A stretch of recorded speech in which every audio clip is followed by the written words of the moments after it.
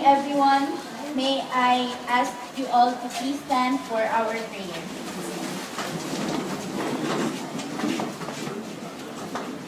In the name of the Father, and of the Son, and of the Holy Spirit. Amen. Lord, thank you for this wonderful day. Please guide us in our class debate this morning. Grant us the wisdom and the knowledge for us to deliver everything successfully. Altogether, let us pray. Our Father, who art in heaven, hallowed be your name. Your kingdom come, on earth as it is in heaven. Give us this day our daily bread, and forgive us our sins, as we forgive those who trespass against us. Do not lead us into temptation, but deliver us from evil. Amen.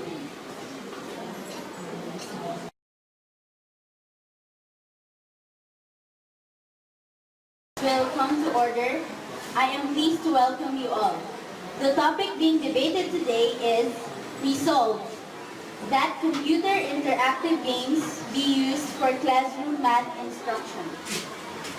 I will now present the both stands.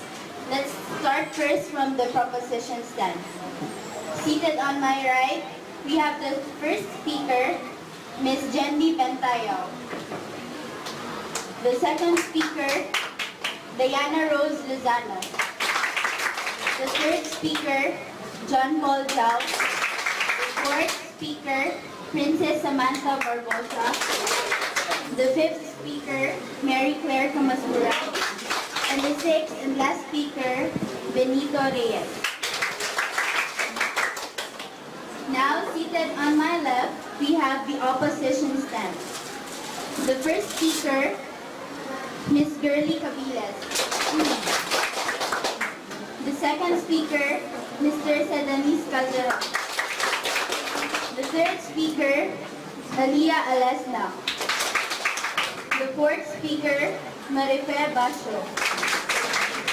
The fifth speaker, Catherine Kai. The last speaker, John Arnado.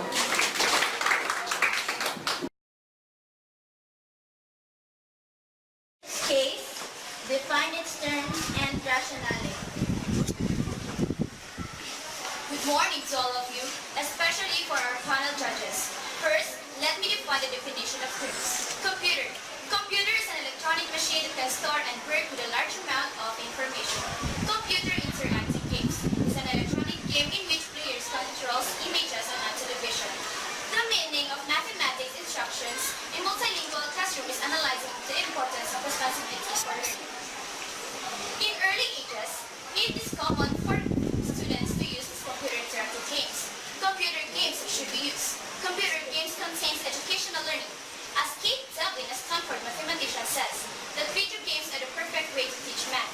If you practice a math game, you will get better at the game. And then, you will get better at math. People who play action video games can process visual information more quickly and can track 30% more objects than non-video game players. If you are stressed, then you can play computer games and it will stop your stress. Rick Misimer says, it is a great medium to get rid of stress for children as well as for elders. It's fun and enjoyable, and that's what stops stress. There is a lot of strategic thinking, innovative thinking, and cooperation on all games. The games do not have to the educational, but there is always educational thinking in games. That's all. Thank you.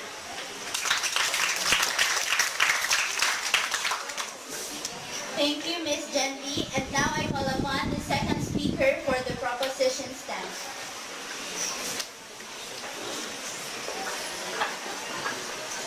Good morning, everyone, especially to our panel of judges. And I agree that computer interactive games be used in classroom math instruction. There are a lot of computer games that are both fun and educational. If these games are properly used in the classroom, they can really help certain students to learn.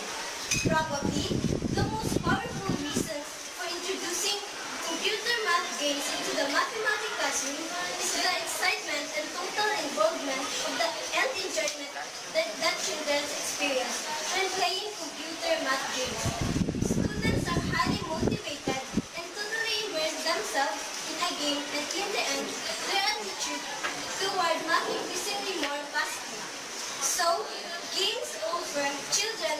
opportunity to experience excitement, active involvement, and gain confidence in their mathematical abilities. That's all. Thank you. Thank you, and now I call upon the third speaker for the proposition stance.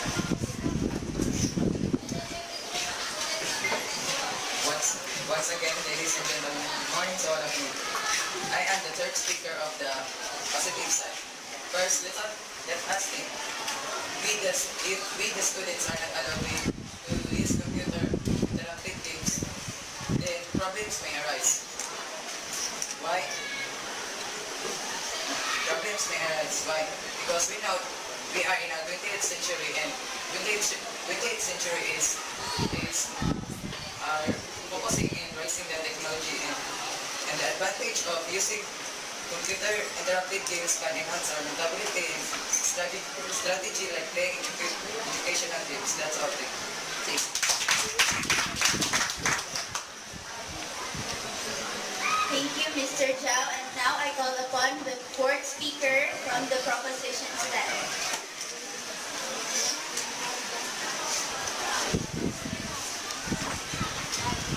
Good day to everyone. I am the fourth speaker from the affirmative side. If you may think that the availability of computer resources can be a problem to incorporate technology in mathematics instruction, then it is not. Remember that we are in a public school, which is a government institution, where public school is controlled by a local government and it gets money from our government. That's all. Thank you. Thank you, Mrs. Samantha. And now, let us call the fifth speaker from the proposition stance.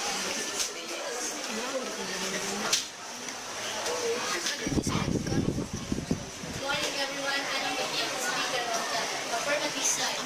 I strongly agree with the statement of computer interactive games to be used for classroom math instruction, because when students play a computer interactive games, it makes his or her brain a real workout.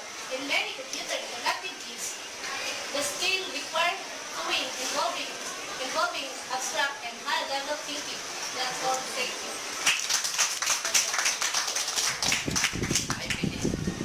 And now, the sixth speaker for the proposition stance.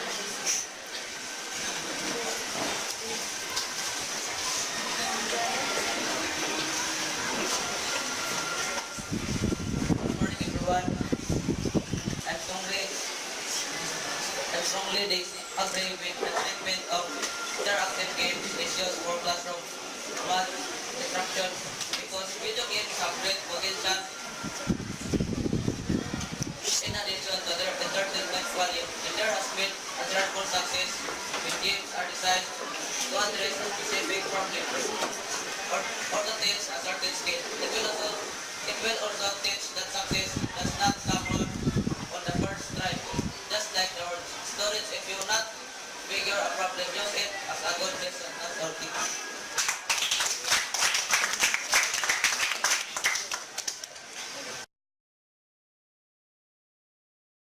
Thank you, proposition stand. And now let us hear the first speaker from the opposition stand.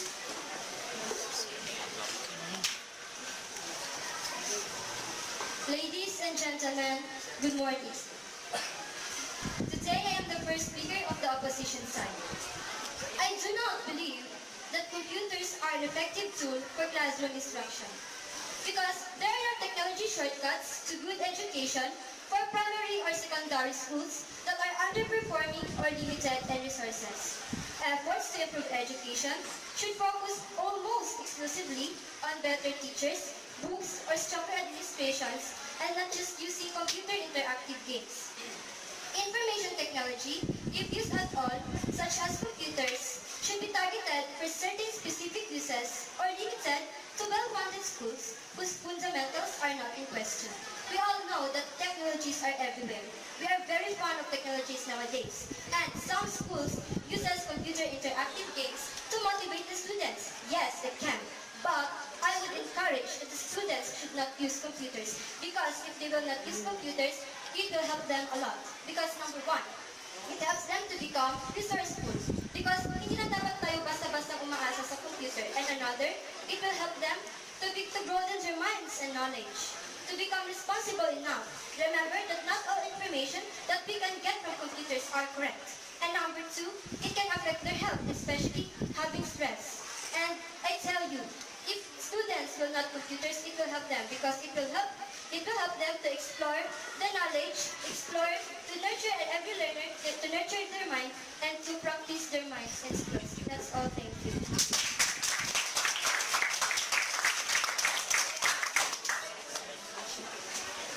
Thank you for your address, Ms. Curly. And now let us hear the second speaker from the opposition stand.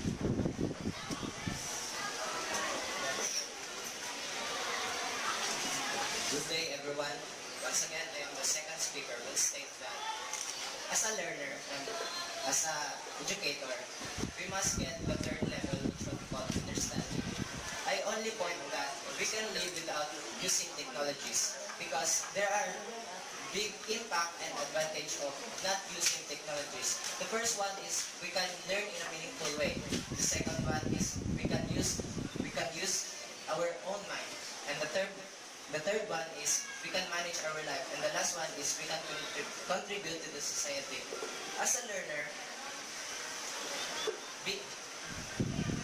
not using the technology is actually a proper exercise to improve our ability to use our mind and develop not just knowledge but understanding and abilities to integrate new knowledges with what is learning a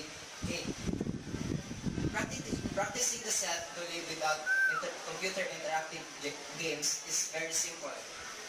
And as a use of threat not using the technologies, we can have some advantages that I said a while ago that we can affect our social lives. And today, as young teenagers are actually accept the modernization and technologies are more on entertainment and business, and actually use computers only for their social lives. That's all.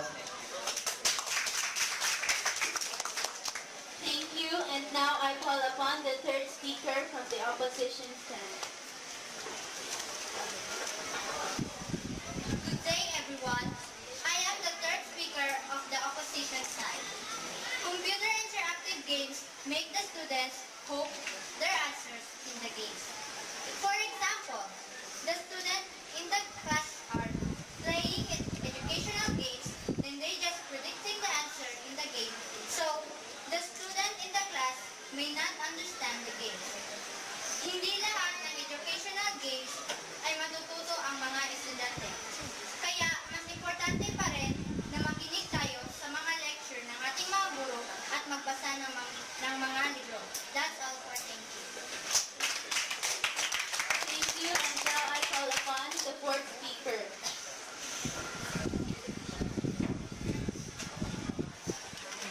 Good day to everyone. I am the fourth speaker of the negative side.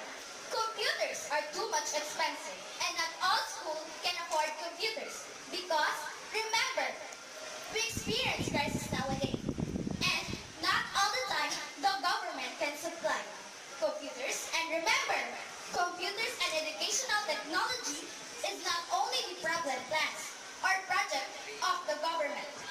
There are some programs that are more important to government. Although, yes, government should supply, but as I point, that there is a lot of budget for this class. That's all, thank you.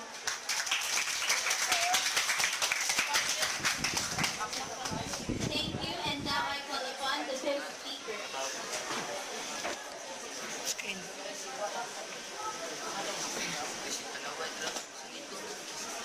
Good day to all of you. I'm the fifth speaker of the opposition side. Technology is just a medium. What counts is that you use your own brain in what you are learning and contributing a subject. If the students are playing computers for a longer time, it can cause stress. It can affect the health of the students. Sometimes a person forgot eat his her meal. Also, there could be a possibility that the individual who uses it cannot manage his her physical hygiene. Not only his physical body, also his Exactly. That is why I disagree that the computers and interactive grades be used in classroom math instruction to avoid the problem that I mentioned a while ago. That's all. Thank you. Thank you, and now I call upon the last speaker for the opposition side.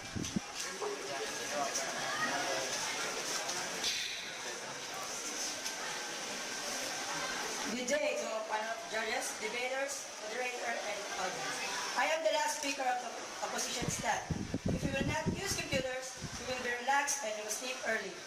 Computers are addictive, like games and websites, like YouTube, Facebook, Dota, and other websites and games. We need to relax always to be not stressed always. But we need to read our books so our books still readable. And we always use. Okay, that's all. Thank you. Thank you, opposition team.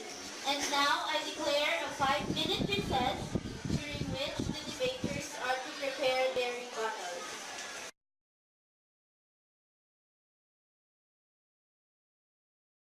My fourth speaker, who is Marife Basho, that stated that it is more expensive for students to buy this computer.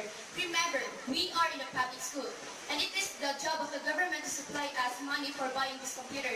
You know that computer interactive games is only a small value. Kaya naman siguro bilihin. It helps the students to expand their knowledge. And then, I also disagree with the statement of Kain, which is stated that it can affect our proper hygiene. Excuse me, it is not proper hygiene. It is health. It can affect our health. It's not proper hygiene. Or not. And another one is, I strongly disagree with the statement of the sixth speaker, who is Arnado. Can be addicted. YouTube can be addicted. As usual, ang YouTube, dyan tumitingin ang mga guro upang matingnan or to expand our knowledge or to explore about more learnings. Remember that YouTube can help us more, especially in the international. Then, once of all, I strongly disagree with the statement of the first speaker, who is Yurli Cabiles, that it can affect our health. Remember, we have the policy that every school have a policy and rule that students cannot be used the computer interactive games without the permission of their teachers and principals. Remember, teachers and principals knows the best for their students.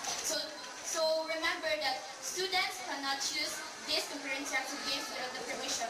As we know, computer interactive games contains of educational learning. So maybe hindi naman siguro dapat ipagdamot ng mga guro or even the Department of Education na ipagdamot na bigyan ng mga estudyante ng bawat computer. Remember, it can help them to their studies. Remember, for example, me, I want to be consistent honor student. This computer interactive games can help me to be maintained my honor student. It helped me to give a high grades. And that's all. Thank you. Thank you, Ms. Jendi. And now I call upon the first speaker from the opposition side. Again, good morning. I strongly disagree to the first speaker of the opposition side quoted that government should supply the needs of the public schools. But for me, I think you're wrong. Because, tandaan natin, hindi sa government makukuha natin. And we should be, in our daily lives, in the school, hindi na tayo basta-basta umaasa sa gobyerno. Because remember, hindi na tayo ang inaatupag ng mga gobyerno. Remember, meron pa tayong mga magsasaka, trabahador, at iba pa. But remember, that the money that we can get from government, pinaghirapan din natin yan. And of course, huwag na tayong umaasa pa. Then, aside from computers, bakit pa tayo kailangan umaasa sa computer na meron namang ibang resources such as books? And when we say computer and interactive games for educational purposes, bakit di na lang gumawa ng ibang activities ang mga teachers? And there are so many ways to motivate the students. And another one, the proposition side, they mentioned that if you are stressed, you can use computer games. But I think you're wrong. Because computer games can cause stress, especially to the students. Example, if you are playing, then you don't know what is the time. Or if you are lacking in time management, well, it can affect you. And of course, you can sleep early and you can sleep late. And another thing is that The proposition side also quoted that when you are boring, you may use computers. Yes, it can. If you are boring, you can play. But remember, there's so other many things that you can do. You can go shopping, you can go reading, that can help you. And another thing is, it can affect your health. Remember that stress is very harmful to students if are lacking in attention. And the first speaker also noted that YouTube can be also helpful to students, especially for educational purposes. What if the students open blank programs that is inappropriate for learning? So it seems useless. And let's go back to computer interactive games, using games for educational purposes for students. Yes, computers can motivate the students, but what if they are just playing without even knowing that they are not learning? What if they are just playing and they don't understand the essence, purpose, or goal of the topic, and that seems useless? And another thing is that computers are very expensive, and not all schools can provide computers, and not the government, not all supplies that you can get from the environment, from the government rather, can give us. So, kailangan natin magsimula sa sarili natin. We should be hardworking. Huwag tayo maging palaasa sa gobyerno. Kasi, we, as a student, we should know more.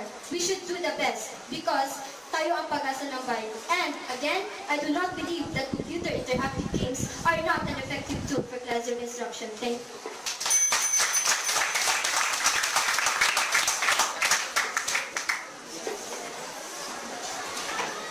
Thank you. And now I will entertain questions. Are there any additional statements or questions from the judges, audience, and the math teacher? Let's start with the audience.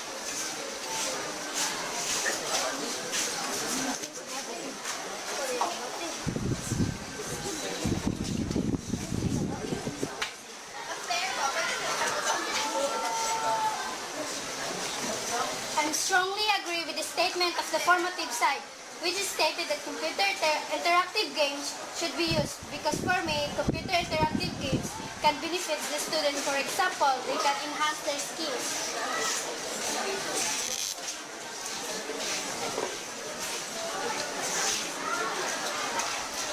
Can you please repeat your statement?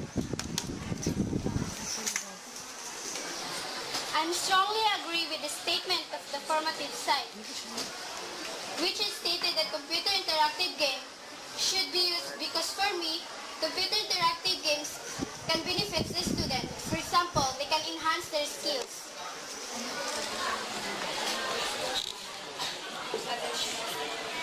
Are there any additional statements, questions?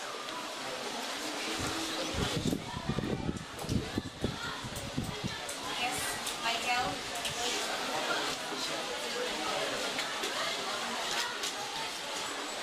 I disagree with the proposition side because hindi lahat tayo pinanganak na mayroong computer interactive games dahil lahat tayo na pinanganak wala tayong ganyan. So, hindi natin alam, hindi natin alam kung paano yan gamitin. So, nung bago tayo, hindi tayo gumagamit ng computer games. Siguro kayo, mayayaman kayo, kaya nyo ma-afford ng ganyan mga computers. Pero yung iba, yung mga mahihirap, hindi nila kaya. So, kailangan nila magbasa para matuto at matuto.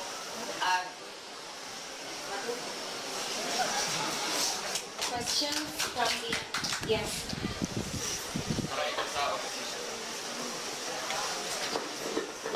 If we stick only in using books and other reading materials today, knowledge without use computer, how can we adapt the increasing process of technology nowadays? How can we get fresh information from other side of the world?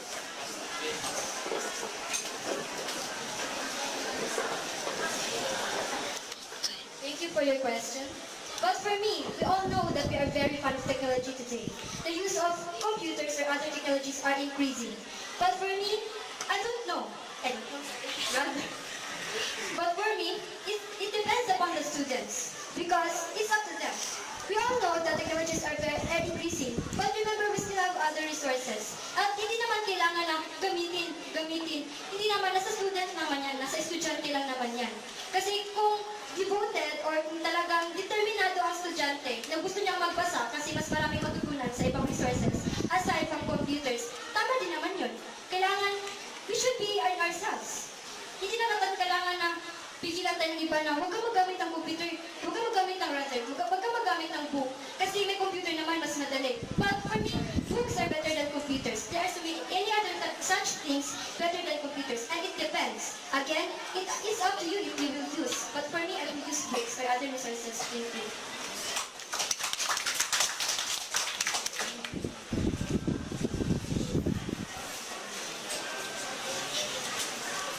Are there any more additional statements or questions?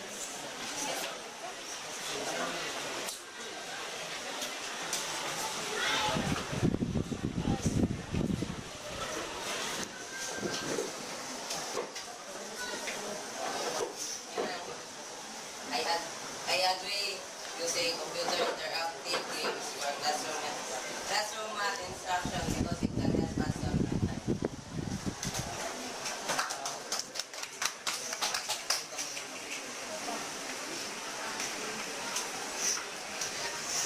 Para sa proposition, do you think it's fair to students in the province to adopt the kind of way of learning? How? In what way? Depends or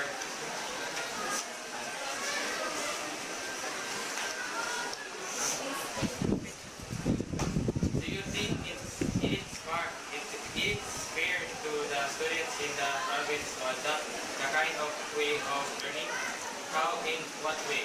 Depend your answer.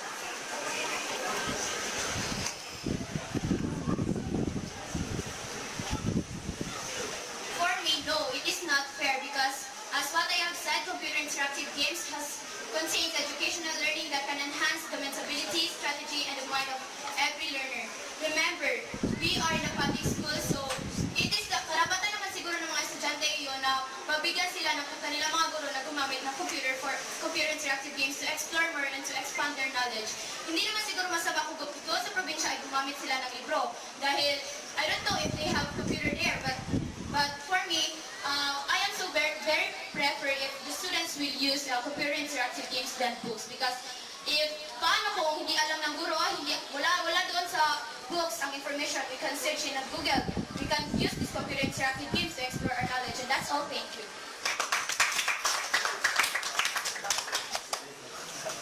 Are there any more additional statements or questions?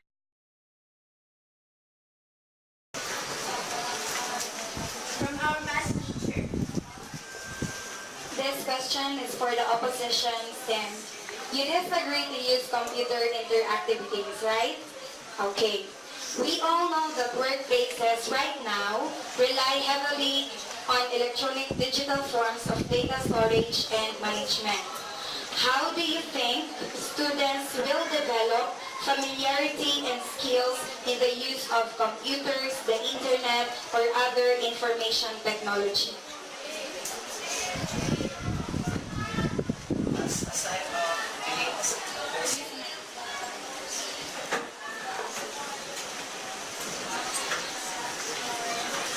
so as an opposition side, by studying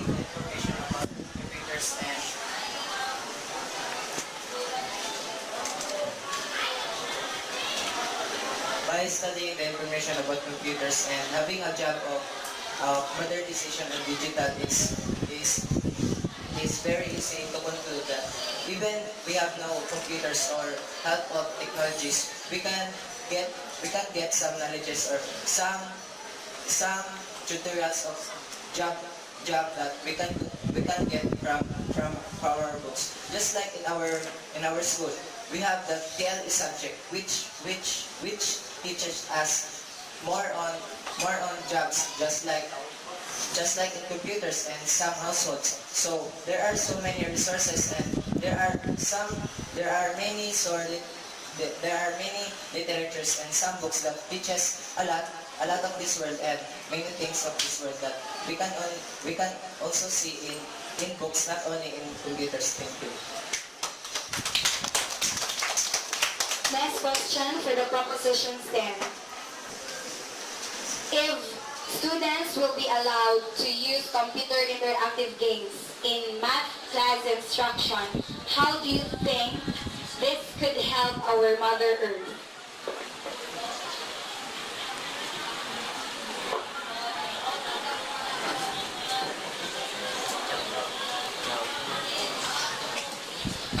Para sa akin o para sa amin, makakatulong ito para ma-help natin ang ating Mother Earth. Pwede tayo mag-search sa computer kung paano natin ito papalutuin ang ating environment at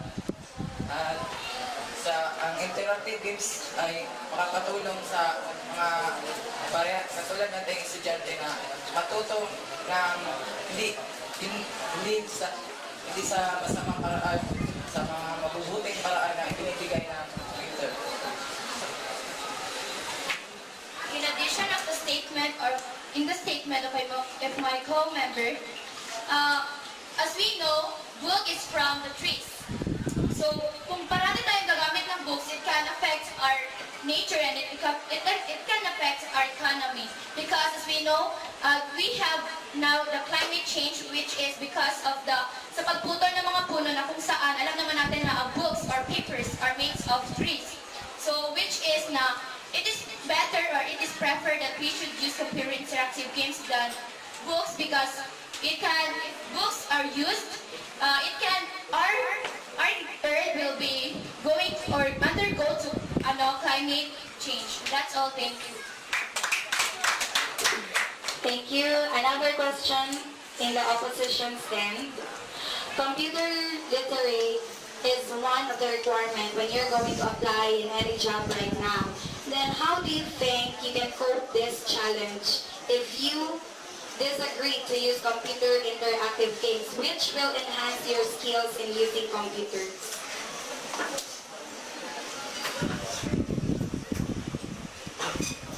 Bilang isang mag-aaral, di natin malilimutan na meron tayong inaaral.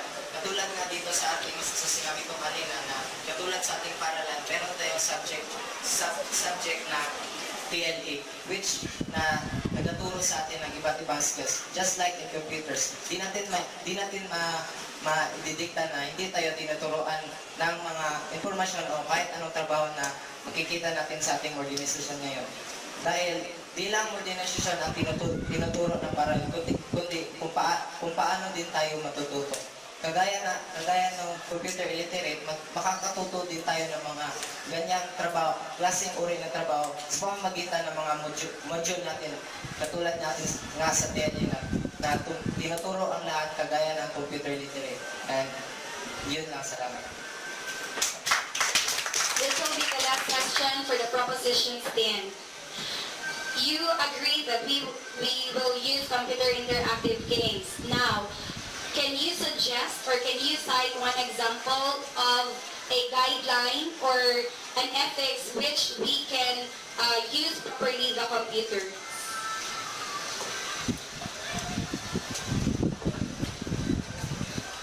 So for me, the guideline is children should not or students should not use these computer interactive games without the permission of their teachers and even principals, because as we know, as a while ago what I have said, computers is an electronic device, or it is computer interactive games is contains of educational learning.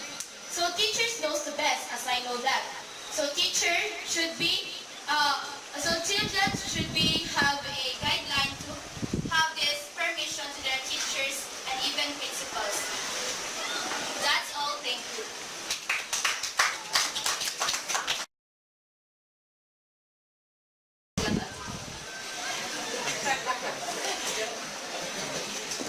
There is none. Let us proceed to the concluding remarks of both sides. Let us first hear the concluding remark of the first speaker on the proposition side. Good morning once again. Games can be your best ally to turn the information in meaningful content. And we do not have to throw away our traditional methods to use only these computer interactive games. Instead, to try to merge traditional traditional methods to the new ones to make your classes more engaging. So, we should use this. When the times go on, we should come up with different types or methods of teaching. Hindi lang tayo umaasa sa gobyerno, remember that? We are in a public school, so it is the job of the government. So lahat ba may libro if the students is not allowed to use these computer interactive games? Example, now, hindi lahat ng, only a few of the students given the chance to have the complete books. So instead of using the books, we can go to computer interactive games to explore our knowledge. Computer games can enhance our mind, strategy, and mental ability. If we want to strategize, we can use our mind. And we will use our mind, we have a mental ability. There are a lot of computer games that are both fun and educational. If these games are properly used in the classrooms, they can really help the certain students to learn. As what I have said, if you want to be an honor student, you can use these computer interactive games for you to more explore your learnings or knowledge and for you to more expand your knowledge. And that's all. Thank you.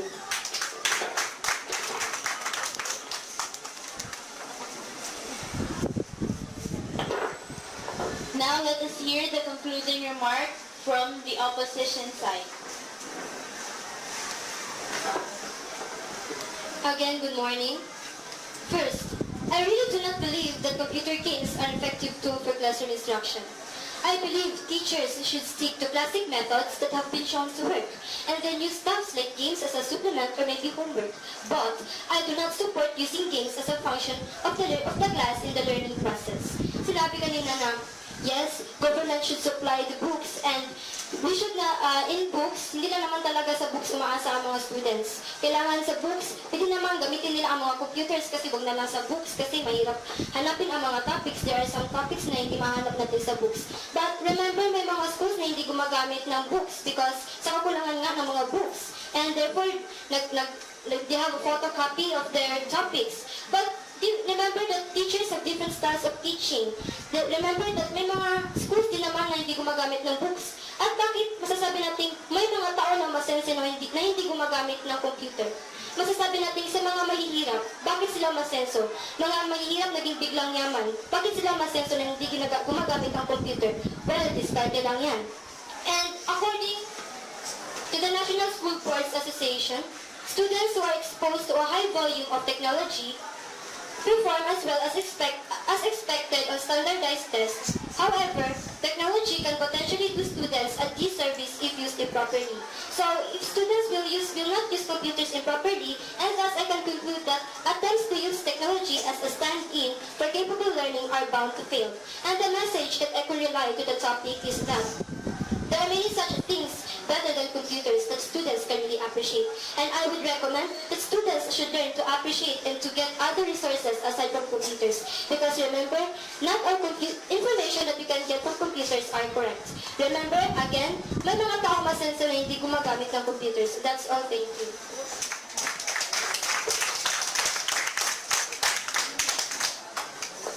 Thank you, Ms. Gurley. Now, debaters are asked to remain until that time, after which the judges may address comments on them. May I now call our math teacher.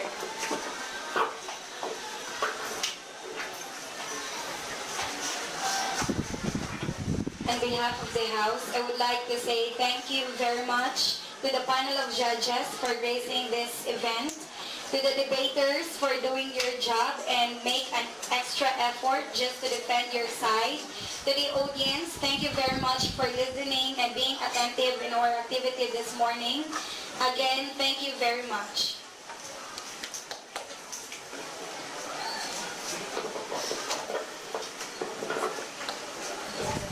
I congratulate all the debaters on their performances, and I thank the members of the team for their attentiveness. This debate is now concluded. Once again, good day and thank you.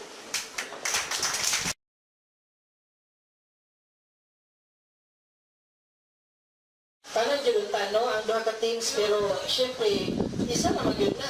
Kasi nani, no? Actually, this is my first time to attend this kind of activity. So, proposition and opposition. Okay.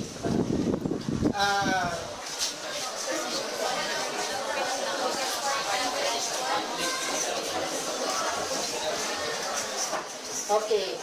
Now, the first team will I announce will be the user. Second, na may third one na. Okay. Sige ha, i-mention na ako ang team nga kuhan kanang natihado gamay. Pero gamay lang ang diferensya. So, the winning team and the winner is team from the Opposition. the winner or the loser? The loser ang unahon. Okay, the loser na lang ang unahon. Okay, sad to say, the loser team is the team of proposition. And the winner is the team of opposition.